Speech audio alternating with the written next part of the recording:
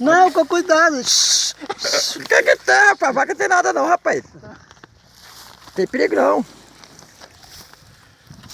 Bom dia. Agora mesmo pegar os outros pra frente.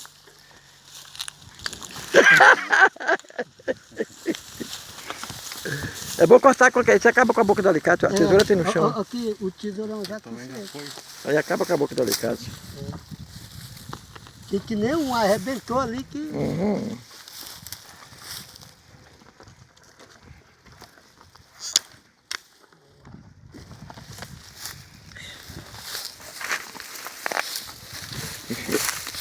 Pipiu!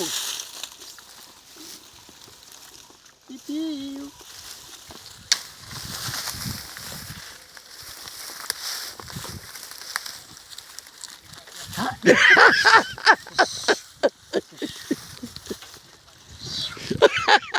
Com medo da vaquinha à toa, cara, que é isso? A vaca tá comendo, o paizão tá sustentando ela aí, ó, com milho. Ela vai me morder. Ah, você viu vaca morder, rapaz, sai de baixo. Não é cachorro, não. Daqui a pouco ela vai lá, tio. Uau, uau.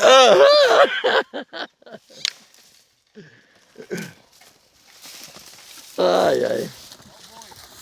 Ela vai me explorar.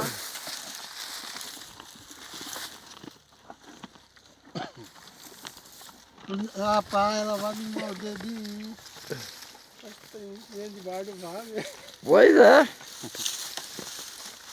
Essa vaca mansa, rapaz.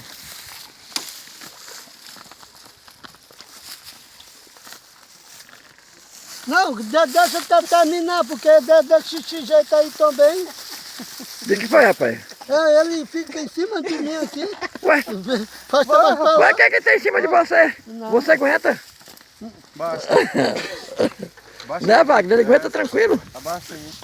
Mas, rapaz, com medo da vaquinha dessa? Olha aqui do lado do Wagner aqui, ó. Foi, negona. É negona, né?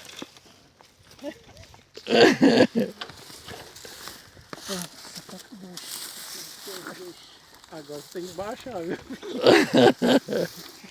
Faz logo aí. Baixa aí. Não, faz logo aí.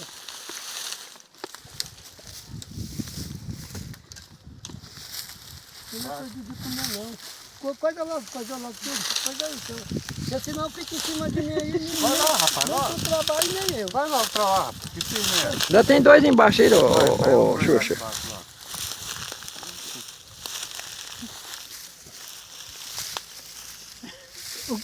Ele não vai receber você direto, Xuxa. O que é que tem agora logo agora? Tá estranhando ele por quê? Agora tá na hora do serviço, né? Agora eu tô ocupado. Agora eu tô sério.